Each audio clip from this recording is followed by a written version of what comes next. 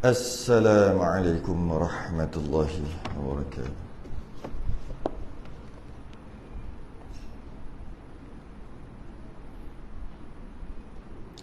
Innal hamdalillah nahmaduhu wa nasta'inuhu wa nastahdihi wa nastaghfiruh wa na'udzu billahi min shururi anfusina wa min sayyiati a'malina. Man yahdihillahu fala mudilla lahu wa man yudlil fala hadiya lahu. Asyhadu an la ilaha illallah wahdahu la syarika lah. Asyhadu anna sayyidana Muhammadan abduhu wa rasuluh.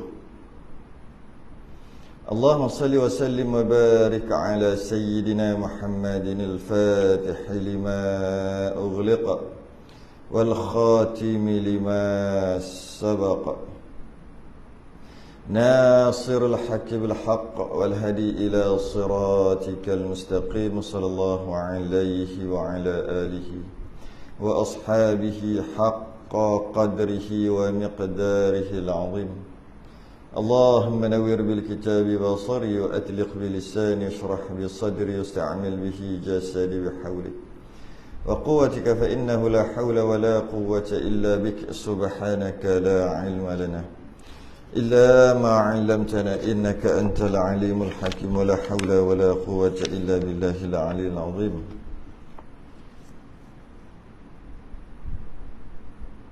Amma ba'du. Alhamdulillah, terafakkan kesyukuran. Sambung kita kitab Qaulul Tam, masalah makmum dan imam, masalah yang ke-90 lah. Muka surat 59 Rumi 59 Rumi, Jawi 90. Bukan, Jawi 78. Jawi 78, Rumi 59. Masalah ke 90. Masalah ke 90.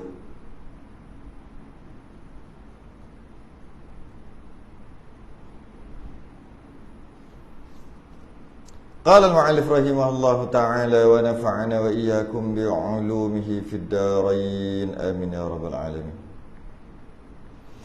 Masalah ke-90, makmum mendapati imam setelah selesai mengerjakan sebahagian daripada sembahyang. Kata pengarang, jika seorang makmum mendapati, ayat dia mendapati, jika seorang makmum mendapati imam yang telah mengerjakan sebahagian daripada sembahyangnya, tu maksud mendapati, tu maksud jika seorang makmum mendapati imam yang telah mengerjakan sebahagian daripada sembahyangnya, makmum masuk jadi makmum lambat sikit, tu maksud mendapati tu. Makmum tu masuk lambat sikit, imam dah sembahyang sebahagian, kalau kita kata beberapa rakaat, kemudian makmum baru masuk, tu masuk mendapati tu. Lambat lah, makmum lambat. Kalau kita panggil masbuk lah, makmum masbuk. Tu maksud jika seorang makmum mendapati imam. Jadilah kalau sekarang mungkin mendapati itu dia tukar mendapatkan kot, kan? Jika seorang makmum mendapatkan imam, baru masuk lambat mendapatkan imam yang telah mengerjakan sebahagian daripada sembahyang, yang mana imam tu dah buat sebahagian, dah buat 1 rakaat, 2 rakaat, sebahagian, separuh daripada sembahyangnya imam, maka makmum terus mengangkat takbiratul ihram. Terus angkat takbiratul ihram lah. Makmum terus takbiratul ihram. Dia panggil mengangkat takbiratul ihram. Makmum terus masuk sembahyang, takbir untuk sembahyang. Dan sembahyang ia seorang diri. Dia tak niat makmuman. Gitu. Dia tak niat makmuman. Maknanya imam dah sembahyang. Katalah kita ambil contoh 1 rakaat. Imam dah sembahyang 1 rakaat ni tu. Imam dah sembahyang 1 rakaat. Dia pun masuk. Baru Allahu Akbar. Duduk dalam saf. Tapi tak niat makmuman. Maknanya sembahyang seorang lah. Cuma duduk aja belakang imam. Tapi dia niat seorang. Tak ada masalah. Tak ada masalah. Tak semestinya duduk belakang imam mesti niat makmum. Tak semesti. Cuma kenapa dia tak niat makmum? Biarlah itu contoh masalah. Ya. Dan sembahyang ia seorang diri dengan segera. Sembahyang dengan segera. Sembahyang seorang-seorang cepat-cepat sikit, segera. Ya. Segera menghabiskan bahagian-bahagian sembahyang yang telah didahului dengannya oleh imam. Kata imam 1 rakaat, makmum masuk. Allahu Akbar tapi tak niat makmum. Tak niat makmum. Allahu Akbar.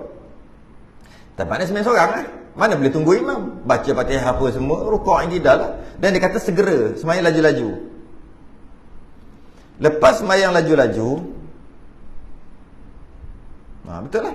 Lepas sembahyang laju-laju, sehingga dengan segera menghabiskan bahagian-bahagian sembahyang yang telah didahului dengannya oleh imam, sehingga mendapatkan imamnya. Kalau imam tu kata rakaat yang kedua, makmum baru takbir, dia sepatutnya niat makmum aja. Dia tak niat makmum, dia sembahyang seorang. Lepas tu dia kejar imam. Imam duduk rakaat kedua ni. Dia kejar imam. Bila dia kejar imam, mungkin kejar imam tu maksud dia tak niat macam ni. Dia tak panggil imam. Nak panggil imam, makmum tu kena niat makmum.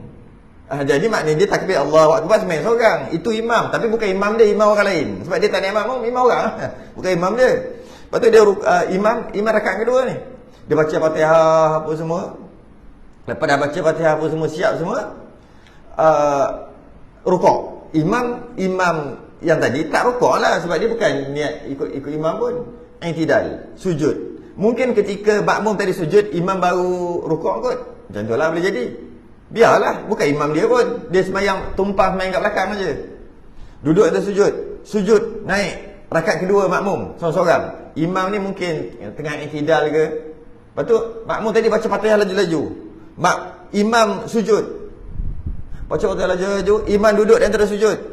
Dia pun dah habis Fatihah, rukuk. Macam tu lah kejar maksudnya. Tak salah. Tak salah. I'tidal. Imam dah tahiyat awal. Kan tahiyat awal rakaat kedua kan, tahiyat awal. Sujud dia makmum tadi. Duduk di atas sujud. Yang kedua, lepas tu tahiyat. Dah sama dengan imam dah. Matching. Tu nak cerita tu. Okey, macam mana? Tu maksud dia. Ia dahulu dengannya oleh imam itu sehingga ia mendapat imamnya. Sehingga sampai kat mana imam tu lah. Sehingga mendapat imamnya. Maka berniat ia masuk sertanya. Yakni berniat masuk berjemaah dengan imam tu. Baru niat makmum. Sakit ni. Tapi tak apalah. Baru niat makmum. Dan terus, bila niat makmum, dan terus menyempurnakan sembahyangnya serta imamnya. Terus jadi makmum lah. Maka dia masuk. Tak kisahlah dia masuk kat sujud ke, masuk kat rukuk ke. Janji sama-sama dengan imam nanti. Masuk dekat tahiyat awal ke, tak kisah. Ya? Bila dia sempat kejar imam. Baru dia niat makmum kat situ. Soalan. Dia ada soalan dia. Boleh ke masuk atau niat makmum, niat jadi makmum di tengah-tengah makmum tadi sembahyang? Tu soalan dia. Kalau kata, boleh tak niat makmum ketika imam dah tengah-tengah sembahyang, imam rakaat kedua, rakaat ketiga, makmum tadi baru takbiratul ihram dan niat makmum. Boleh ke? Boleh, kita selalu duk buat. Imam rakaat ketiga, makmum baru masuk rakaat pertama. Imam tengah sujud rakaat keempat, makmum baru masuk niat makmum. Memang boleh.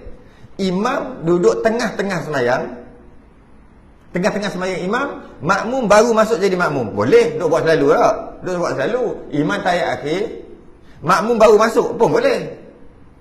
Itu tak ada masalah. Kalau terbaliknya ni, terbaliknya ni, tadi imam dah tengah-tengah, imam dah tengah-tengah, makmum baru masuk daripada awal. Macam ni kalau imam dah tengah-tengah, makmum pun tengah-tengah. Mana dia semayang seorang dululah. Lepas tu dia masuk. Boleh tak niat makmum tengah-tengah? Bukan niat makmum dalam takbiratul ihram. Bukan niat makmum daripada awal semayang makmum tadi. Boleh tak? Tu soalan dia. Jawapannya boleh. Niat makmum sama ada awal makmum tu semayang, iaitu takbiratul ihram, ataupun makmum tu dah tengah baru niat makmum. Boleh. Soalannya boleh. Tapi tak dapat pahala jemaah. Tak dapat pahala berjemaah. Tapi hukum boleh? Harus. Boleh. Tu dia kata. Dan terus menyempurnakan sembahyangnya serta imamnya. Ikut imam lah. Makmum termasuk tengah-tengah. Maka haruslah hukumnya mengikut pendapat qaul yang azhar. Pendapat yang azhar lah. Senang cerita kata pendapat yang muktamad lah. Maka boleh. Tak ada masalah masuk tengah-tengah. Sama juga makmum masbuk. Makmum masbuk sama-sama masbuk. Makmum tu sama-sama masbuk. Contohnya bila imam dah salam, makmum yang tak cukup rakaat pakat-pakat tambah. Pakat-pakat tambah sebenarnya sendiri lah kan. Pakat-pakat tambah. Tiba-tiba ada 2 orang lah kita kata yang tambah makmum tadi. 2 orang. Untuk tambah rakaat. Tiba-tiba salah seorang ni undur ke belakang jadi makmum, yang depan tu jadi imam. Padahal dua-dua masbuk makmum asalnya. Boleh? Boleh. Dia sungguh harus boleh. Okay. Walaupun waktu tu makmum tu tengah-tengah semayang baru niat makmum, boleh masuk. Bukan tak semestinya niat makmum tu daripada awal takbir makmum awal-awal. Kalau niat makmum awal-awal daripada makmum tu semayang, macam biasa kita nak buat, dapat pahala jemaah. Jika masuk makmum tu dah tengah-tengah baru masuk dengan imam, tak dapat pahala jemaah. Tapi boleh. Jadi buat apa kalau macam tu? Tak nak cari kita hukum je. Kita nak jadi makmum sebab nak pahala jemaah. Dia masuk tengah-tengah tak dapat pahala jemaah. Jadi buat apa jadi makmum? Bukan kita nak kira tu. Kita nak kira dari sudut kebolehan. Boleh. Kalau boleh, boleh. Macam tu. Okay. Dan mengikut pendapat yang afdal, yang afdalnya bahawa bertakbiratul ihram ia bersama imam. Dan maksudnya bertakbiratul ihram bersama imam dengan maksud makmum tadi takbir, niat makmum terus masa mula-mula takbir. Janganlah masuk tengah-tengah main kejar-kejar macam tu. Itu yang afdal, yang macam kita dah buat lah. Dan sempurnakan mana-mana bahagian yang luput itu. Bila dah dapat imam dah 2 rakaat, makmum baru masuk. Jadi makmum sebenarnya 4 rakaat, makmum baru dapat 2 je. Ikut aja imam macam biasa daripada awal makmum tadi.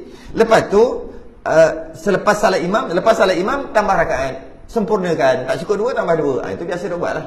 Okay. Itu afdal. Bukan itu semestinya mesti buat gitu. Tidak.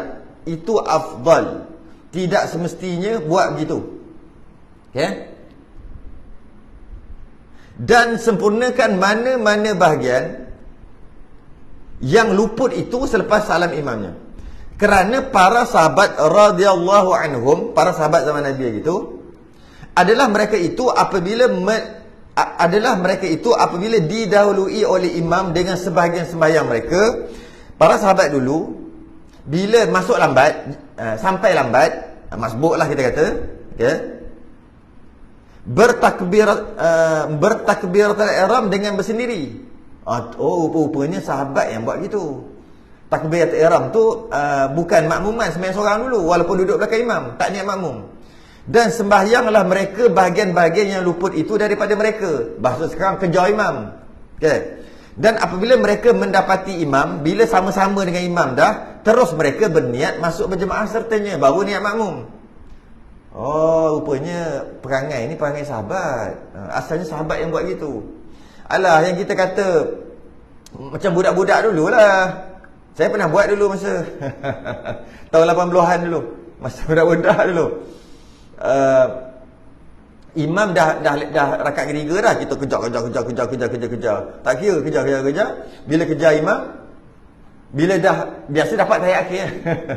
Tapi tak ada niat imam makmum sembahyang budak-budak. Lepas tu assalamualaikum, ikut imam. Ikut imam. Tapi tak ada niat makmum pun, main kejar memang tak sah lah. Tapi kalau dia makmum tadi, dia niat makmum tapi dia kejar, itu batal. Itu batal. Sekarang ni imam rakaat kedua, dia pun Allahu Akbar, saja aku sembahyang Isyak 4 rakaat mengikut imam. Kerana Allah Taala Allahu Akbar. Lepas tu kejar. Itu batal. Ini cuma duduk aja belakang imam, tak niat makmum lagi, kejar imam, baca laju-laju, kejar imam sehingga sampai sama-sama imam, makmum. Niat tiba ke situ. Masuk terus ikut imam. Maknanya permulaan tak ikut imam, tengah-tengah baru ikut makmum tadi. Sahabat yang buat macam tu. Sahabat yang buat macam tu dulu asalnya. Ya. Sehinggalah dan apabila Nabi SAW memberi salam sehinggalah datang Muaz bin Jabal. Muaz bin Jabal datang, bukan Muaz datang. Sehinggalah Muaz bin Jabal dia buat cara lain. Buat cara lain macam mana? Berjemaah dengan Nabi, maka mendapati Nabi mendahuluinya dengan sebahagian sembahyang. Nabi dah 2 rakaat macam itulah, masbuk aku ni. Tapi waktu tu tak adalah masbuk lagi.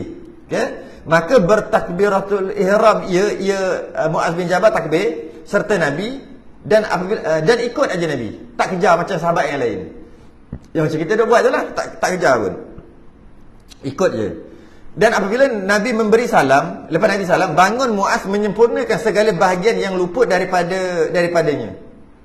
Maknanya Muaz buat macam mana?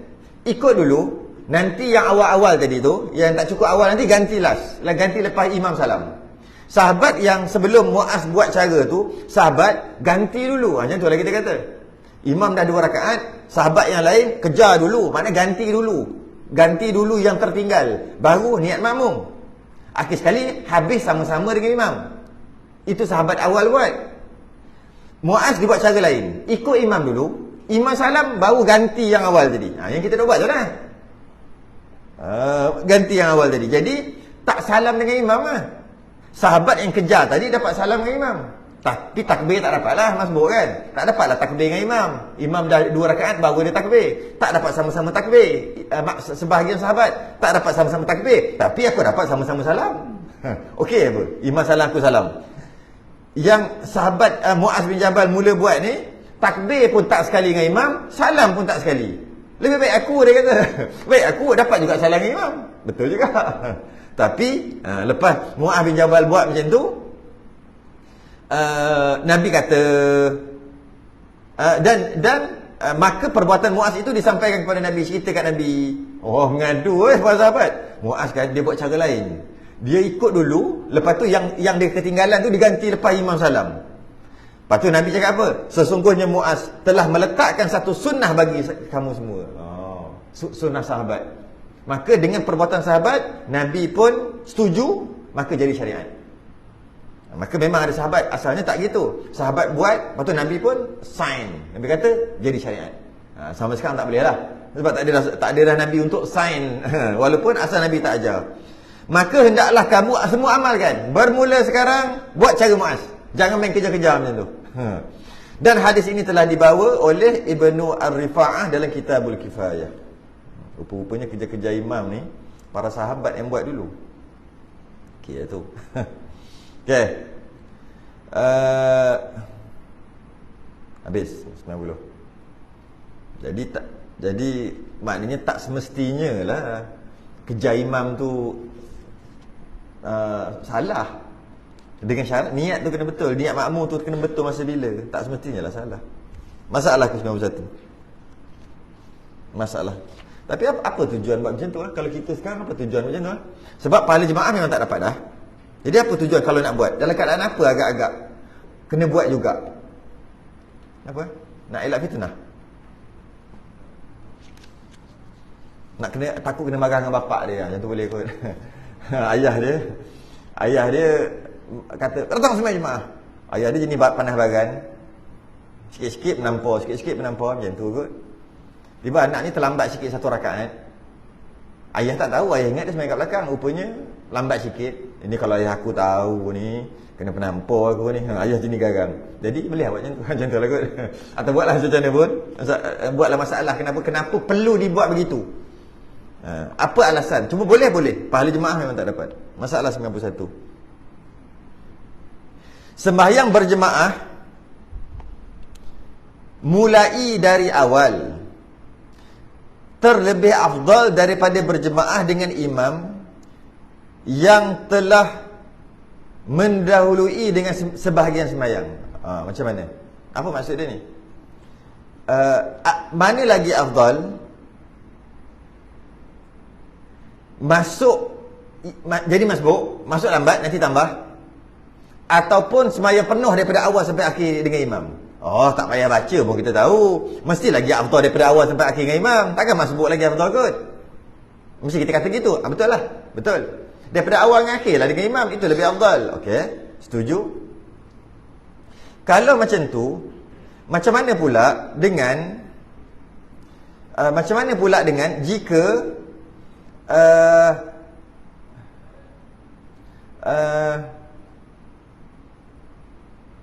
jika katalah kalau aku takbir ni jadi masbuk ni, kalau aku takbir ni jadi masbuk, jika macam tu, kalau aku takbir ni jadi masbuk, adakah tunggu imam habis sembahyang, lepas tu cari orang lain untuk jadi makmum, untuk berjemaah baru? Sebab afdal kan sebut tadi, afdal daripada awal sampai akhir. Afdal daripada awal sampai akhir. Kalau afdal daripada awal sampai akhir, kalau kita masuk aku jadi masbuk ni, tak afdal lah. Jadi tunggu sampai imam salam. Lepas tu cari seorang untuk jadikan dia berjemaah. Sebab nak afdal daripada awal sampai akhir. Boleh tak? Mana lagi okey? Dia tunjuk. Berkata Ar-Ruyani, jika seorang hendak sembahyang berjemaah, nak sembahyang jemaah, dan ia dapati imamnya telah mendahului sebahagian sembahyang, mudah kata ambil separuh lah, imam dah 2 rakaat, rakaat ketiga dah, sembahyang 4 rakaat. Kalau sembahyang subuh, imam dah rakaat kedua, macam tu lah. Atau imam dah rakaat kedua, telah mendahului sembahyang, dan ia mengharapkan akan hadir jemaah yang lain yang akan didirikan pada masjid itu. Dan dia pula rasa, sekejap lagi ada kot yang lambat macam aku juga. Dia anggap, dia mengharapkan begitu. Ataupun dia tengok tadi tengah basuh kaki, tengah ambil uduk, sekejap lagi dah masuk. Dia kata atau lainnya, atau pergi masjid lain. Sebab nak benar ni. Atau nanti bila habis orang sembahyang, makmum tadi semua habis sembahyang, tunggu lah. Kemudian minta mana-mana makmum untuk berjemaah sembahyang muaddah, ulang balik. Tolong aku tengah zikir ni, subhanallah, tolong aku tak sembahyang, aku tunggu tadi. Sanggup dia tunggu sampai imam salam.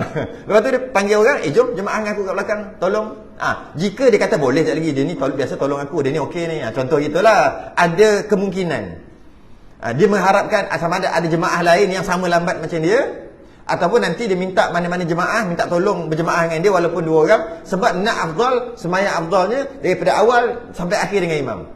Jadi sekarang ni macam ni, imam tengah sembahyang, ada lagi 1 rakaat 2 rakaat lagi, tunggulah sampai habis, tak payah sembahyang, duduk cokoh belakang. Adakah okey macam tu? Nak cerita okey tak? Okey.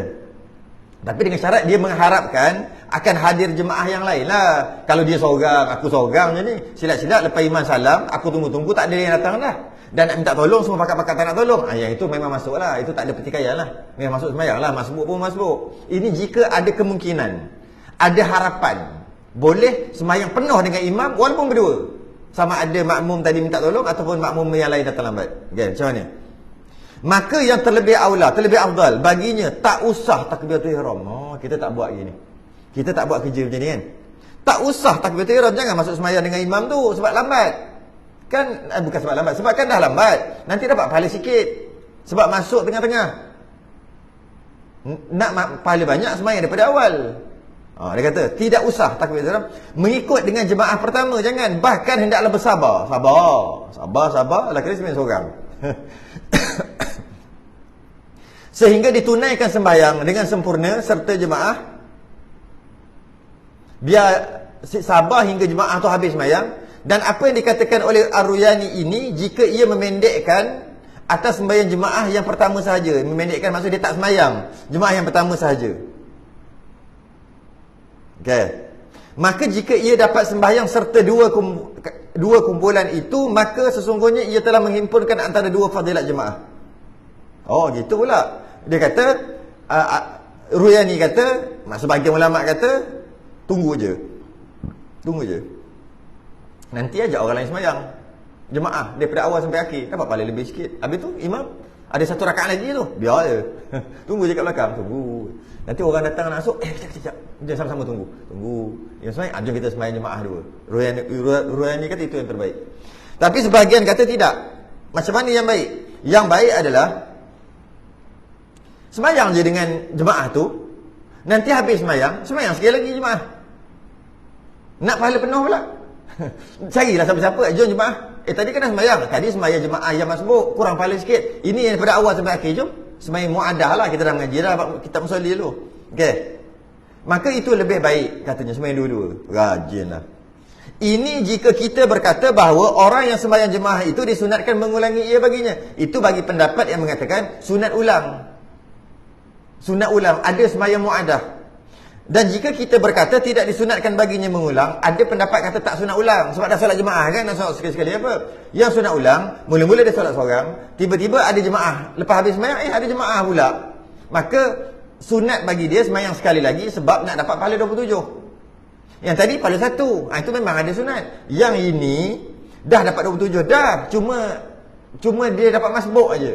Kenapa pula nak cari 27 yang lain? Mana harus, tak boleh. Ada pendapat kata gitu. Dia kata, kalau pakai pendapat yang berkata tak disunatkan untuk sembahyang kali kedua sebab kali pertama dah dapat 27 walaupun masbuk, tidak sunat baginya mengulanginya, maka hendaklah ia memendekkan atas jumlah yang kedua. Maknanya, pilihlah, tunggu sembahyang sehingga sembahyang jemaah tu habis dan cari orang lain untuk buat jemaah yang kedua. Pelik lah sikit. Kita rasa, kalau kita sendiri kita rasa lebih afdal, ataupun biasa kita dok buat, masuk je sembahyang walaupun tahiyat akhir dapat. Itu lebih baik daripada tunggu nanti. Tapi dalam pendapat kita ni kata tidak. Tunggu lebih baik, jangan sembahyang sebab dah masbuk. Tapi sebenarnya yang muktamad bukan dua-dua.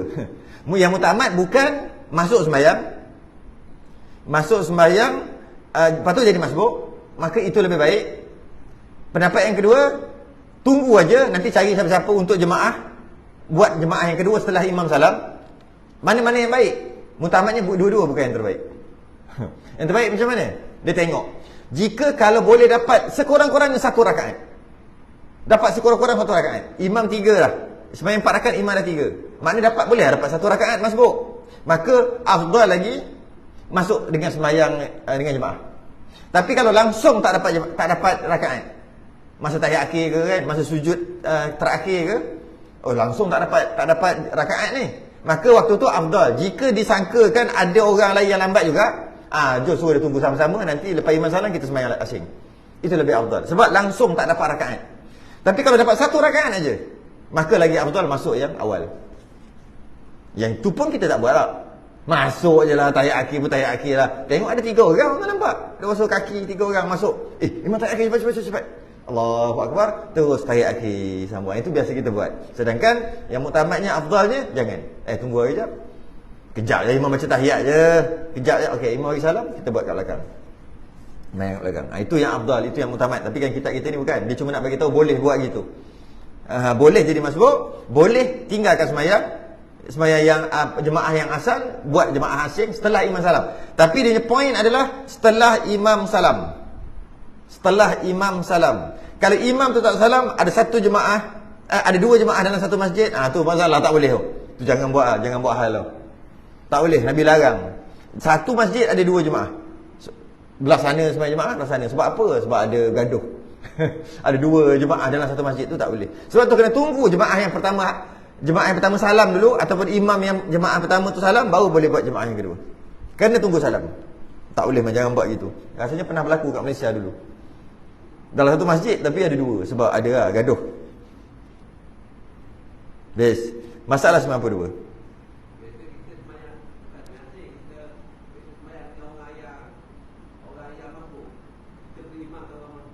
Oh, itu tak sekarang ni soalannya kita sampai bila? Kalau kita sampai imam asal masih lagi tengah semayang, kita tak tunggu masbuk tak? Kita terus masuk kan? Kita semayang, imam tengah tahiyat akhir. Dan kita pasti ada masbuk ni. Tengok cara duduk ni, ni 3 orang, ni masbuk, ni masbuk. Tapi imam asal tak salam lagi. Kita biasa masuk ke kita tunggu? Kita masuk je kan? Kalau kita dah memang lambat sungguh, sampai-sampai imam dah salam, tiba-tiba ada masbuk, yang tu memanglah, habis nak buat apa? Takkan nak sembahyang seorang. Dah ada masbuk, jadikan masbuk tadi sebagai imam. Boleh mazhab Syafi'i. Walaupun baru je saya dapat video dalam minggu lepas tu. Dia kata tak boleh. Tak silap mazhab. Satu pendapat dalam mazhab Hanbali. Tak boleh. Makmum tak boleh jadi imam. Betul tak? Makmum tak boleh jadi imam. Betul tak kan? Secara umum, makmum tak boleh jadi imam. Pada pahaman kita mazhab Syafi'i, makmum tak boleh jadi imam dengan maksud makmum ketika jadi makmum. Makmum itu ketika jadi makmum, tak boleh dia jadi imam. Sebab dia makmum, maksud dia jadi imam tu, makmum lain duduk belakang dia lah. Dia ni ikut imam tu, makmum lain ikut dia. Memang tak boleh lah. Itu maksud kita, yang kita faham, Nabi tak bagi, makmum tak boleh jadi imam. Tu maksud yang kita faham. Sedang dia menjadi makmum, tak boleh dia dalam masa yang sama dia jadi imam. Tapi mazhab Hanbali, satu pendapat dalam mazhab Hanbali, dia tak faham gitu. Dia faham, makmum tak boleh jadi imam jika dia pernah jadi makmum, dia tak boleh jadi imam. Sama ada dia sedang menjadi makmum sebab dia ada imam, ataupun lepas salam dia masbuk dia tambah rakaat, pun tak boleh jadi imam juga. Viral baru minggu lepas. Penat nak jawab soalan. Teh lah kadang-kadang. Teh. Sebab apa? Orang lain buat viral, orang lain buat masalah. Kita kena tagak telefon, nak makan kena jawab telefon. Kenapa 3 kali call pula ni? Dia kena jawab mesej. Orang kalau jawab mesej kat kedai tu, orang cakap ustaz ni kerja main game aja. Kau ingat aku main game ke? Jawab soalan orang. Jadi letih. Kita nak tidur pun asal boleh tidur. Boleh tidur, katalah asal boleh tidur 5 jam. Tak boleh tidur 5 jam, jadi tidur 4 jam setengah. Sebab setengah je kena layan tu. Sebab apa? Viral tadi. Letih kadang-kadang. Tak jawab tak boleh, orang tanya. Aduh. Setiap hari Selasa saya buat soal jawab, tak masuk pula. Hari Selasa memang ada soal jawab lah, pukul 10 sampai pukul 12, pukul 1 pagi. 2-3 jam tu biasa jawab soalan. Setiap hari Selasa. Tak masuk pula. Masuk dalam Facebook. Tak masuk pula untuk tanya. Tapi bila tanya tu, dah mentang-mentang dia ada nombor telefon kita, dia mesej. Kadang-kadang 10. Nantilah jawab kemudian. Sebab bila soalan tu sama, kita tahu mesti ada kecoh ni. Tanya korban, buat cara tanya korban. Letih. Tanya jamak, buat cara solat jamak. Ada, mesti ada ni ustaz ni buat viral. Biasanya yang ustaz tu cakap betul juga. Sebab dia pada mazhab lain, dia bawa datang masuk dalam Malaysia. Dia belajar kat luar negara dulu. Jadi viral lah. TikTok dia banyak lah view dia, Facebook, YouTube dia banyak lah view. Dia nak yang tu lah kot. Masalahnya kau je pasal lah. Tapi kenapa susahkan aku? Yelah dah orang jadi urang, nyusahkan kita pula. Tak jawab tak boleh. Ini mazhab lain ni. Apa saya cerita pasal mazhab lain? Contoh lah. Tak boleh. Kalau makmum tu masbuk, dia akan tambah rakaat 1. Dia makmum tak asalnya? Dia makmum kan? Bila dia makmum, bila dia tambah rakaat, tak boleh makmum lain jadikan dia imam. Tak boleh. Betul lah pada mazhab tu. Itu pun bukan pendapat mutamat mazhab Hanbali. Sebab makmum tak boleh jadi imam. Walaupun telah berpisah dengan imam, tapi dia asalnya adalah makmum. Makmum tak boleh jadi imam. Mazhab Syafi'i tidak. Bila dah berpisah dengan imam mufaraqah ke, imam dah salam ke, dia bukan makmum lagi. Bila dia bukan makmum, bolehlah nak jadikan dia imam, yang selalu kita buat. Lah. Baru je saya minggu lepas tu. Kita tak rajin macam orang lain. Macam ustaz lain rajin. Kalau ada satu isu, dia buat artikel, lepas tu ada ayat Quran, ada rujukan, orang tanya, copy paste. Dia rajin. Belek kitab muka surat berapa. Kita malah tak ada rasa aku nak buka muka surat berapa, tulis panjang-panjang. Dia rajin, tak apalah. Boleh copy paste. Ada soalan ni, tahu lepas ni mesti banyak soalan ni. Ada copy paste. Kita tak, kita jawab satu-satu. Orang tanya yang tu, kita jawab yang tu. Penatlah sikit. Sebab soalan yang sama. Soalan kalau tanya korban, soalan betul ke? Bila kata gitu, ni kambing korban saya, ini lembu korban saya, dah jadi tak boleh makan. Itu berpuluh-puluh soalan yang sama. Dah jadi ta'yin, istilah ada tadi nazar, tak boleh makan dah. Nak jawab. Masa time mengaji tak masuk. 92, masalah 92. Jadi maknanya yang tanya tadi sebenarnya ada kemunasabahannya memang ke tengok video? Tak tengok? Kebetulan memang bagus je.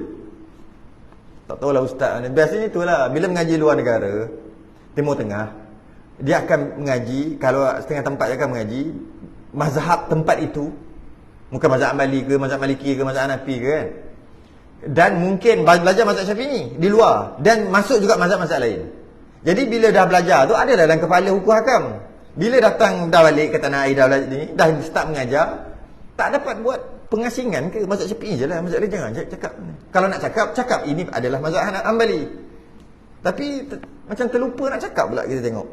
Jadi kecoh kejap. Bila jadi viral kecoh, akhir sekali datanglah ulama-ulama yang hebat menerangkan, betul juga. Tapi itu mazhab lain. Jadi tak boleh salahkan dia. Tapi kalau saya salahkan dia juga. Yang kau cakap tu kenapa menyusahkan orang semua orang? Tapi dia kata tak salah. Mazhab Syafi'i okey. Mazhab Hambali pun ahli sunnah wal jamaah. Betul juga. Nampak? Akhir sekali sikit-sikit pandai sekarang ni, zaman sekarang ni pandai. Dia tahu benda ni akan jadi kecoh. Dan benda ni kalau orang kalau kaji lebih tinggi dia akan betul. Tapi masyarakat tak tahu benda tu sebab dia bukan tak diamalkan di Malaysia. Tapi saja dia saja cakap orang pakat-pakat kutuk. Padahal betul dari mazhab, ikut mazhab lain. Nanti datang yang besar-besar ni, ustaz yang hebat-hebat besar-besar ni, betul juga. Kan aku cakap betul. Dia nak viral tu sebenarnya. Apa dia? Macam mana? Itu tak, mana boleh suka-suka hati macam tu. Dia tak suruh tukar mazhab pun, dia cuma cerita hukum. Hukum tak, contoh, hukum tak boleh jadi kalau masbuk, kalau makmum tak boleh jadi imam walaupun masbuk. Tu je, dia tak cakap tu suruh buat. Dia cuma cakap ajar gitu je. Padahal mana boleh main tukar-tukar gitu. Mana boleh main tukar-tukar mazhab. Kita tahu ke syarat-syarat apa semua dari mazhab tu? Perkara yang membatalkan mazhab tu mana boleh. Kan ada, saya selalu sebut dua perkataan. Satu tatabu' rukhas, satu talfiq. Tatabu' rukhas atau talfiq ni percampuran mazhab yang tercela, dia panggil. Tercela, yang tidak terkawal. Tatabu' rukhas atau talfiq, percampuran mazhab yang tidak terkawal, maka ianya tercela. Jadi bila macam tu haram. Tapi ada talfiq yang dibenarkan, yang terkawal. Dan biasanya bila sebut terkawal, sama ada dia sendiri ada ilmu tentang mazhab yang dia nak buat tu, ataupun yang kedua ada campur tangan kerajaan. Pemerintah kata amal yang ini. Biasanya bukan masalah semayang lah. Biasanya masalah macam zakat, masalah jual beli, yang macam tu lah. Dia kata ada zakat pendapatan. Mazhab Syafi'i mana ada zakat pendapatan? Tapi mazhab lain ada, mazhab Maliki ada.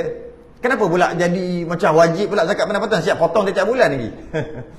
Mana ada zakat potong tiap bulan? Kan cukup haus tahun. Kenapa tiba-tiba kena potong bak gaji tiap bulan? Sebab apa? Ada campur tangan pemerintah. Okeylah, terkawal. Kenapa bayar zakat duit? Sedangkan mazhab Syafi'i mana boleh duit? Dia kena bayar beras. Zakat fitrah. Tiba-tiba kenapa boleh pula ni? Ada campur tangan kerajaan yang terkawal. Boleh. Jual beli yang tak ada, saya beli, saya jual. Mazhab Syafi'i mana sah tak ada akad. Tapi bila ada campur tangan kerajaan, pemerintah, boleh sebab terkawal. Yang kata tak boleh talfiq ataupun tatabu' rukhas yang tidak terkawal. Macam mana tak terkawal? Dalam masalah kahwin, wali adalah sunat dalam mazhab Hanafi. Saksi adalah sunat je, tak wajib dalam mazhab Maliki. Sudah, macam mana? Nak kahwin, saksi ada? Saksi sunat je mazhab Maliki, jadi tak payah. Okey. Wali sunat je mazhab Hanafi, jadi tak payah. Jadi kahwin je lah. Aku nikahkan aku dengan kau. Berdua je lah. Wali mazhab Hanafi sunat je, wali tak wajib.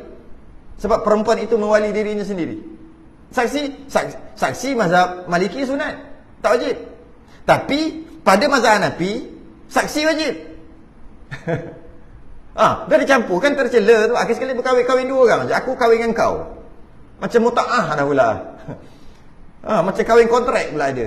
Nampak? Tak terkawal. Macam tu dipanggil talfiq ataupun percampuran mazhab yang tercela. Tapi ada percampuran mazhab yang tak tercela. Ada yang orang awam yang telah mengamalkan satu hukum yang rupa-rupanya mazhab Syafi'i tak sah, tapi dia telah amalkan berpuluh tahun. Kalau kita kata tak sah, kena qada semayang contoh habis jahanam berapa puluh ribu. Maka waktu tu apa mazhab lain ada. Dia terkawal, dia tidak suka. Ini tidak main. Tak apa mazhab ni boleh. Tak apa mazhab ni boleh. Tu tak terkawal. Dia dipanggil percampuran mazhab yang tidak yang tercela. Yang tercela. Dia semayang tak lipat kaki. Ni, anak jari kaki tak lipat. Dah semayang 30 tahun tak lipat. Mak letak macam tu je. Ini kaki belakang tak. Ataupun main angkat je. Ada tu angkat tak sebelah je. Kaki sebelah ni angkat letak sebelah kaki sebelah. Apa benda perangai? Elok-elok lah semayang letak kaki. Angkat letak ni. Tak ada pun. Patut wajib lipat perut, anak, jari, kaki. Perut. Bukan ujung. Dia macam tu. Mazhab Syafi'i tak sah. Dah semayang 30 tahun.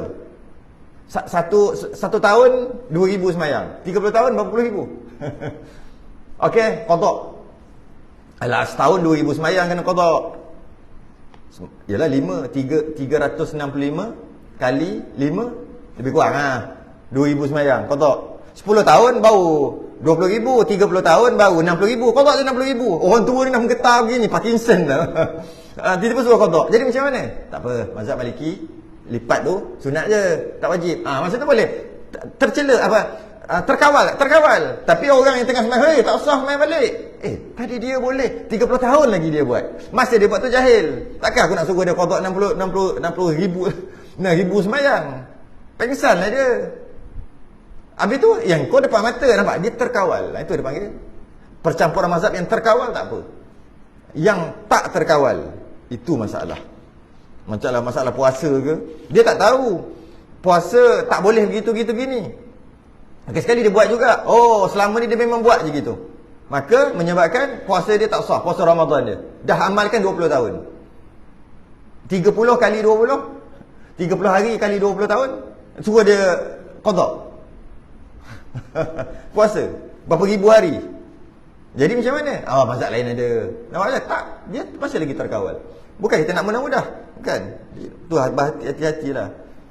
Tapi yang saya kata, yang kata viral, tapi saya rasa tujuan nak bagi viral lah.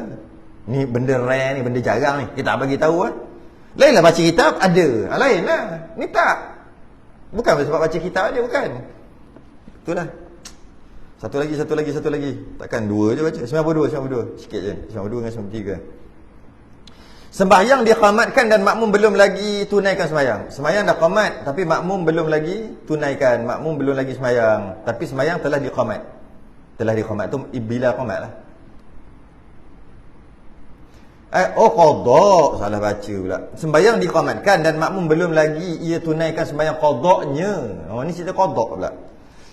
Jika seorang hadir ke masjid dan sembahyang diqamatkan bila dah qamat, sedangkan ia belum lagi tunaikan sembahyang qadanya yang wajib atasnya. Macam mana nak bagi contoh ni? Dia tertinggal subuh. Lambat bangun. Bangun pukul 8. Macam tu lah contoh kot. Bangun pukul 8 pagi. Tak sengaja. Maka tak bersalah kan, tak sengaja. Dan bukan mengekali. Sebulan 8 kali lambat subuh. Walaupun tak sengaja, tak boleh pun. Kita tahu tertinggal sembahyang tak sengaja tak dosa, wajib qada. Itu kita tahu. Tapi maksud tak sengaja tu jadi apa? 4 bulan sekali. Itu baru nama tak sengaja. Kalau sebulan 8 kali itu macam dah tahu dah esok kau tak bangun, tapi niat nak bangun tapi dah tahu dah. Itu tak boleh. Okey. Bila tak sengaja tak dosa. Maka bangunlah pukul 8 pagi. Bangun pukul 8 pagi. Tak sembahyang subuh lah. Tak sengaja, tertidur dah macam ni, bukan sengaja. Okey. Kemudian dia pergi masjid untuk sembahyang Zuhur. Maknanya tak qada lagi. Tak apa, qada lambat sikit pun tak apa. Sembahyang Zuhur, pergi masjid nak sembahyang Zuhur. Tu maksud, tapi tak ada dalam kitab kita. Tu maksud dia. Pukul 1:30 pergi masjid untuk sembahyang Zuhur. Dalam keadaan subuh belum qada lagi. Okey. Yang wajib atasnya. Berkata Imam Nawawi dalam Kitabul Raudah, disunatkan baginya bahawa ia mulakan dengan sembahyang qadanya lebih dahulu. Sembahyang subuh dulu qada. dengan seorang diri. Sembahyang seorang je lah. Walaupun dah qomat. Dan apabila selesai daripadanya, selesai sembahyang qada tadi, dan sempat mendapati jemaah, kalau sempat dapat masbuk lah dengan imam tadi yang dah qomat tadi, maka hendaklah ia sembahyang serta mereka. Masuklah jadi masbuk pun tak apalah. Yang penting sembahyang qada dulu. Qada subuh dulu. Jadi buatlah contoh yang lain. Nak bagi tahu, qada subuh dulu baru sembahyang zuhur. Walaupun berkemungkinan zuhur tadi dah qomat dah ni. Cerita ni kalau dah qomat, aku tak qada subuh lagi tadi. Okey. Kata Imam Nawawi, sunat, tak wajib, sunat sembahyang dulu qada walaupun nanti jadi masbuk aja. Sembahyang zuhur. Ataupun mungkin imam salam, maka sembahyang seorang. Walaupun begitu, qada dulu. Sunat gitu. Sembahyanglah bersendirian. Tak apalah, lambat-lambat. Kalau tak dapat jemaah. Apa poin dia kat sini? Poin dia kat sini, adakah sesuatu yang dibenarkan, adakah sesuatu yang elok jika ada qada, tapi tak ikut turutan. Dia ada qada subuh, dia pergi sembahyang zuhur, asar, contohlah zuhur, sembahyang zuhur tunai, asar tunai, qada subuh pagi tadi ni. Lepas tu maghrib, lepas tu isyak. Jadi turutan dia zuhur, asar, subuh qada lah, maghrib, isyak. Adakah boleh macam tu? Dari sudut keharusan sah, boleh. Dari sudut bagus tak? Tak bagus. Sunat macam mana? Sunat ikut turutan. Walaupun qada boleh kat bila-bila kan? Qada boleh bila-bila. Okey. Dan janganlah sembahyang qada. Okey. Habis tu kalau macam tu, aku nak sembahyang qada belakang imam, nak dapat pahala jemaah. Dia kata, biar imam tunai, aku qada. Macam tu. Macam mana? Biasa orang buat ni kat sembahyang tarawih kan? Imam sembahyang tarawih, dia sembahyang qada subuh. Boleh tak macam tu? Dan janganlah sembahyang qada di belakang orang sembahyang fardu yang tunai. Tak bagi. Jangan tu maksud bukan tak sah. Bukan. Jangan tu kita elok lah. Maksudnya, atau bahasa lain, tak dapat pahala jemaah. Imam tunai, makmum qada, tak dapat pahala jemaah. Imam qada, makmum tunai, tak dapat pahala jemaah. Imam sunat, makmum fardu, tak dapat pahala jemaah. Imam fardu, makmum sunat, tak dapat pahala jemaah. Nak dapat pahala jemaah 27, imam dengan makmum kena sama-sama. Sama-sama fardu, sama-sama tunai, sama-sama sunat, baru boleh.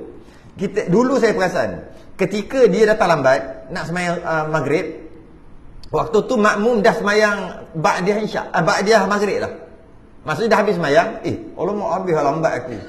Ada jam sikit tadi, lambat. Tapi ada makmum sedang sembahyang ba'diyah isyak, ba'diyah maghrib. Kan lepas sembahyang maghrib kan main 2 rakaat. Dia nak sembahyang maghrib sebab lambat, dia masuk jadi makmum. Biasa. Rasa sekarang pun mungkin ada orang buat lagi. Pahala jemaah tak dapat. Boleh, harus boleh. Sembahyang makmum dengan imam, janji sama jenis sembahyang boleh. Jangan sembahyang jenazah, imam sembahyang jenazah, makmum sembahyang zuhur. Tu je lah. Sebab lain tu takbir. Jangan imam sembahyang gerhana, makmum sembahyang zuhur. Gerhana yang ada dua rukuk tu kan. Janganlah gitu. Tak boleh lah. Tapi kalau sama-sama, dari sudut kebolehan boleh. Tapi soalan kita sekarang bukan boleh atau tidak. Dapat pahala jemaah ke tidak? Tak dapat. Dia mesti imam tunai, makmum tunai. Imam fardu, makmum fardu. Itu macam tu. Imam sunat, makmum sunat. Imam 4 rakaat, makmum 4 rakaat. Dalam sembahyang yang 4 rakaat. Jadi dia kata kat sini, jangan qada di belakang orang sembahyang fardu, yang tunai. Imam sembahyang tunai, makmum sembahyang qada. Jangan dengan maksud tak dapat pahala jemaah. Jadi kalau ada orang buat ketika imam sembahyang sunat tarawih, makmum tadi dia banyak subuh. Tarawih sunat dia kata. Kalau aku mati, tarawih tak disoal. Tapi subuh yang aku tinggal muda-muda tu dia soal. Baik aku sembahyang, qada kat belakang. Sah. Dapat pahala jemaah? Tak dapat. Kenapa dia sembahyang juga walaupun tak dapat pahala jemaah? Sebab nak semangat. Kat rumah boleh sembahyang. Qada 20 rakaat ataupun 10 kali subuh. Qada kat rumah 10 kali. Lepas 2 rakaat bangun qada subuh. Lepas 2 rakaat bangun qada subuh. Boleh tak? 10 kali. Tak ada harapan kat rumah. Tapi kalau kat masjid ada kuat. Tapi sembahyang tarawih lah. Dia niatlah qada subuh. Boleh. Dari sudut boleh. Tapi dari sudut dapat tak pahala jemaah? Tak dapat. Tak dapat pahala jemaah. Dari sudut kenapa? Untuk ambil semangat. semangat Ramadan tapi qada. Qada subuh. Janganlah baca niat kuat-kuat, tak payahlah baca kunut. Tak apa. Janji terangkat qada. Sebab qada tu wajib, qada subuh. Boleh lah. Tapi pada jemaah tak dapat. Dia tengok makmum tengah sembahyang ba'diyah, sembahyang ba'diyah maghrib.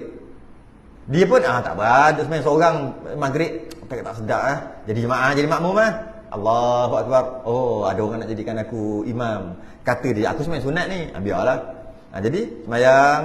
Lepas tu bila imam salam, makmum tadi yang sembahyang maghrib tambahlah. Kepala jemaah tak dapat. Boleh buat? Boleh. Kenapa buat juga? Tak biasa sembahyang seorang. Sajalah. Boleh? Boleh. Okey. Dan kerana sembahyang qada di belakang orang bersembahyang tunai, bersalahan ulama pada harusnya. Oh, ada khilaf ulama. Ada ulama kata tak sah. Tak sah. Makmum qada, imam tunai tak sah. Tapi muktamad sah. Dia kata bersalahan. Bersalahan tu khilaf. Dan sembahyang tunai bagi orang yang ada qada, bersalahan ulama tentang sahnya. Oh, gitu pula. Jika makmum tu jika dia ada qada, sembahyang tunai bagi orang yang ada qada. Sembahyang tunai bagi orang yang ada qada, bersalahan ulama tentang sahnya. Jika dia ada cara untuk qada, sebahagian ulama kata cara untuk qada mesti macam ni. Subuh, zuhur, asar, maghrib, isyak. Ataupun zuhur, asar, maghrib, isyak, subuh. Jadi dia ikut turutan. Zuhur macam kalau kau tinggal sembahyang masa muda-muda dulu berapa lama? Ada 10 tahun tinggal sembahyang. Okey. Ketika nak qada, kena qada tu. Ya. Ketika nak qada tak boleh qada subuh. Zuhur. Asar. Maghrib tak boleh gitu. Setengah pendapat dia kata bersalahan, nak khilaf. Ini boleh jadi viral ni kalau kata ni. Kalau nak qada, mesti kena qada ikut turutan, ikut tertib. Zuhur, asar, maghrib, isyak, subuh. Lepas tu zuhur, asar, maghrib, isyak, subuh. Zuhur, asar, maghrib, isyak, subuh. Kalau sembahyang subuh, qada subuh, tak sah. Betul? Tapi mazhab lain, jangan cakap mazhab lain. Kita bukan jenis suka viral gitu. Kau tidak nak cakap dah. Lepas ni orang potong, kecoh. Laki sekali, ulama-ulama besar akan jawab, itu pendapat mazhab Hambali. Betul, okey. Saya dah viral lah. Orang semua kenal lah. Buat apa? Benda. Orang yang kutuk dah habis kutuk dah. Orang yang sokong dah habis sokong dah. Benda lah kadang-kadang. Inilah. Sedangkan, ulama ada kata, kalau nak qada, tak boleh qada macam kebanyakan kita buat. Maghrib sampai subuh 2 tahun qada subuh. Pendapat mu tak mazhab Syafi'i boleh, tak ada masalah. Tapi ada berkata bersalahan. Ada ulama kata tak boleh, tak sah. Habis tu macam mana yang sah? Kena ikut turutan. Kan sembahyang tu ikut turutan. Kan dia meninggalkan sembahyang ikut turutan. Mula-mula dia tak sembahyang zuhur, dia tinggal zuhur. Lepas tu kan dia tinggal asar. Lepas tu dia tinggal maghrib. Maka zuhur paling lama tinggal sembahyang. Kalau dia dah tinggal 20 tahun. Zuhur 20 tahun. Asar dia tinggal 20 tahun. Asar dia tinggal 19 tahun. Tak sampai 20 lah. Lagi 4 jam nak sampai 20 tahun. Sebab asar dia tinggal lambat sikit lah. Sebab tinggal zuhur dulu. Maghrib tinggal lagi lambat. Maknanya setiap sembahyang yang ditinggalkan ada kadar masa berapa lama dia tinggalkan kan? Mestilah. Jadi bila nak qada yang tinggal awal dulu, yang mula-mula dulu first tinggal, yang qada yang tu dulu. Kenapa tak nak qada yang semalam? Yang semalam baru tinggal sehari. Jadi kena qada yang 20 tahun dulu, sebab 20 tahun tu tinggal dulu. Itu yang kata tu tak boleh. Bila tinggal pertama kali tinggal sembahyang? Waktu apa? Zuhur. Kena qada zuhur tu dulu. Tapi saya ada juga yang semalam pun tak sembahyang zuhur juga. Nak qada semalamnya zuhur dulu boleh tak? Tak boleh. Sebab yang semalam baru sehari tinggal zuhur. Yang 20 tahun tu dah 20 tahun. Kena qada tu dulu, dah lama sangat. Jadi macam mana? Niat dalam hati, aku qada sembahyang zuhur yang 20 tahun. Asar yang 20 tahun. Maghrib yang 20 tahun. Tak boleh zuhur, tak boleh gitu. Ada ulama kata gitu. Tapi mazhab Syafi'i pendapat muktamad, boleh janji qada je subuh. Lagi senang macam tu sebenarnya. Asar, maghrib. Laki sekali cukup. Apa benda sembahyang? Mana ada sembahyang tinggal macam tu? Sembahyang kan tinggal satu lepas satu. Jadi sebab itu dia kata tak boleh. Bersalahan ulama tentang sahnya. Ada ulama kata tak sah. Qada. Dan ada ulama kata jika ada qada fardu tak sah sembahyang sunat. Tak sah. Dia sembahyang sebelum sembahyang maghrib dia sembahyang 2 rakaat sunat. Dia sembahyang duha, dia sembahyang witir, dia sembahyang tarawih, tak sah. Sebab apa? Dia ada qada dulu 20 tahun lepas. Ada setahun dia tak sembahyang. Sembahyang fardu. Maka sembahyang tarawih dia tak sah. Tak sah. Sembahyang qabliyah ba'diyah dia tak sah. Sembahyang witir dia tak sah. Sembahyang duha dia tak sah. Sembahyang hajat dia tak sah. Sebab apa? Sebab dia ada hutang. Hutang tu wajib tu. Ada ulama kata gitu. Mazhab Syafi'i kata tidak. Sah juga. Walaupun ada qada, sah sembahyang sunat. Tu dia kata tu. Dan keluar daripada khilaf, bersalahan ulama adalah sunat. Khuruj minal khilaf mustahabun. Dah kata ini ulama dia kata boleh. Ulama ni kata tak boleh. Mana yang baik? Yang baik janganlah buat. Sebab meraihkan dua-dua ulama. Ulama kata sembahyang macam ni tak boleh. Tapi ulama dia kata boleh. Mana yang baik? Janganlah buat. Sebab kita nak meraihkan semua ulama. Itu yang terbaik. Dari sudut-sudut boleh buat? Boleh. Janji mazhab kita. Berkata Al-Imam Ghazali. Dan jemaah daripada ulama dan jemaah daripada ulama disunatkan bahawa dimulakan dengan sembahyang tunai jika takut luput sembahyang jemaah, kalau berbimbang ia dengan sembahyang qada. Kata Imam Ghazali lain sikit. Kalau dia kata kalau aku qada dulu nanti tak dapat jemaah, ni cerita asal balik. Dia sekarang ada qada subuh. Sekarang waktu zuhur dah. Orang dah sembahyang zuhur, dah qamat. Kalau dia qada sempat tak? Kalau dia qada subuh dulu sempat tak dapat jemaah? Imam Ghazali kata kalau sempat qada lah dulu. Tapi kalau dengan sebab dia qada tak sempat berjemaah zuhur, maka sembahyang jemaah dengan zuhur nanti qada lah lepas pada tu. Cantik juga Imam Ghazali. Itu yang terbaik ah. Ya, kata Imam Ghazali. Jika takut luput sembahyang jemaah kalau berbimbang ia dengan sembahyang qada. Dan tempat sunat itu semuanya pada sembahyang lain daripada Jumaat. Jumaat jangan buat hal lah. Jumaat mana boleh. Jumaat kena waktunya. Dan demikian juga pada sembahyang yang lain, jika takut luput sembahyang tunai, buat yang lain lah. Buatlah masalah-masalah lain. Dia kata okey, aku sekarang ni ada qada subuh. Tapi zuhur nak habis lagi 5 minit. Main qada dulu. Kalau dia sembahyang qada dengan zuhur dia qada nanti. Sebab zuhur tinggal lagi 5-6 minit. Kalau dia sembahyang zuhur dulu, jadi tunai. Sebab dah masuk asar dah ni. Kalau dia sembahyang zuhur dulu, dia jadi zuhur tu tunai. Tapi dia ada qada subuh. Kalau dia tak boleh, subuh dululah. Sebab tadi subuh baru tinggal. Maka dia qada subuh. Dengan dia qada subuh, dengan zuhur dia kena qada. Jadi kata Imam Ghazali, jika pendek dah, waktu dah nak habis, sembahyanglah zuhur tunai. Nanti, lepas tu sembahyanglah subuh qada, barulah satu je jadi qada. Kalau kau sembahyang subuh dulu dengan qada, tak sempatlah nak sembahyang zuhur tunai sebab dah hujung waktu. Jadi dua pula qada. Maka sembahyanglah tunai dulu.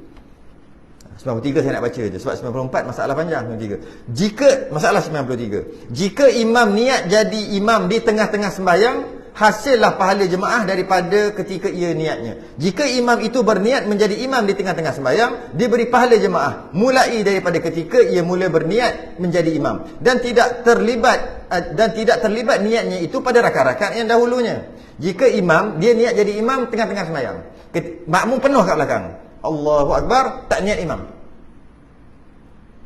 Daripada imam berlambat kat belakang, tak niat imam, tak ada masalah. Tak ada masalah. Allahu Akbar.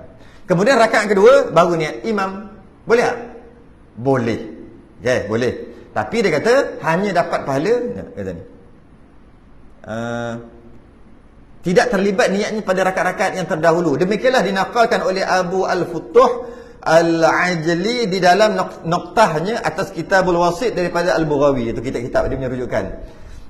Imam tak semestinya niat Allah. Dalam tu imam tak semesti. Imam boleh niat macam mana? Rakaat ketiga lah. Rakaat ketiga baru imam. Makmum dah ikut lama dah. Boleh. Okey. Macam mana dengan pahala? Bermula imam tu niat imam, maka pahala dia ketika satu rakaat. Maka dapat satu rakaat je lah jadi imam. Pahala berjemaah. 3 rakaat tak dapat lah, dia tak niat imam. Kalau niat masa tahiyat akhir, fil alamina innaka hamidum majid, imam lambat niat imam. Boleh. Lepas tu dapat pahala jemaah 1 saat je lah. Lepas tu assalamualaikum terus. Sebab dah fil alamin innaka hamidum majid. Dapat pahala jemaah 1 saat. Kalau dia niat rakaat pertama dalam takbir, dapat pahala penuh imam tadi. Maknanya imam, jika niat imam di awal sembahyang dapat pahala penuh. Niat rakaat kedua dapat pahala kurang sikit. Niat rakaat ketiga dapat pahala lagi kurang, pahala jemaah. Niat sebelum salam dapat pahala sekejap jemaah. Tapi imam boleh niat di mana-mana dia nak niat. Tapi bermula dia niat, masa tu baru dapat pahala. Berbeza dengan makmum. Berbeza dengan makmum. Makmum nak dapat pahala jemaah mesti niat makmum dalam takbir. Allah, maksud makmum kena ada. Dari segi kebolehan, makmum boleh je masuk niat makmum di tengah-tengah sembahyang, boleh. Yang kita cerita awal-awal tadi lah. Kejar-kejar imam dulu betul niat makmum. Kalau makmum niat makmum di tengah-tengah sembahyang, tak dapat pahala jemaah, tapi boleh. Itu beza. Apa beza imam dengan makmum? Niat imam dengan makmum. Apa beza? Bezanya adalah imam bermula niat imam, dia akan dapat pahala walaupun tengah-tengah sembahyang. Tapi makmum, kalau niat awal-awal dalam takbir, dapat pahala 27. Tapi kalau niat luar daripada takbiratul ihram, boleh? Boleh. Tengah sujud boleh niat makmum? Boleh. Tengah sujud tu boleh niat makmum? Boleh. Makmum tadi? Boleh. Tapi 27 tak dapat. Itu beza dia. Masalah 94, masalah sangat panjang, kita akan bahas akan datang. Makmum tidak wajib mengikut imam jika ia tinggal bacaan. Jika ia tinggal bacaan. Jika imam tinggal bacaan Fatihah pada rakaat yang pertama. Macam mana? Imam terlupa Fatihah rakaat pertama, ataupun imam tertinggal satu ayat daripada Fatihah. Macam mana makmum nak buat? Imam waladdallin, tak ada nun. Tak habis nafas. Waladdall, dia nak 6 tu, waladdall 6, tak kira 6 juga. Tak ada bunyi nun. Allah, lepas tu baca surah. Imam baca surah, lepas tu rukuk. Imam tak sebut nun tu. Mungkin imam tak perasan. Kita anggap imam tak perasan. Imam rukuk, makmum nak buat macam mana? Makmum rukuk, batal. Ataupun memang imam tinggal Fatihah terus satu. Makmum ikut macam mana? Makmum ikut, batal. Ataupun imam tinggal satu ayat. Yang viral dulu kan, dekat puncak mana tah, imam tak baca satu ayat kan. Kalau ikut, batal. Makmum ikut. Imam tak batal, imam terlupa, bukan sengaja. Tu dia bahas satu-satu dalam bab tu. Sebenarnya pernah bahas dulu sekali masalah 50 ni. Masalah 94 hampir sama. Akan datang selain tasbih kafarah dan surat subhanakallah wa bihamdika astaghfirullah. Bismillahirrahmanirrahim. Assalamualaikum warahmatullahi wabarakatuh.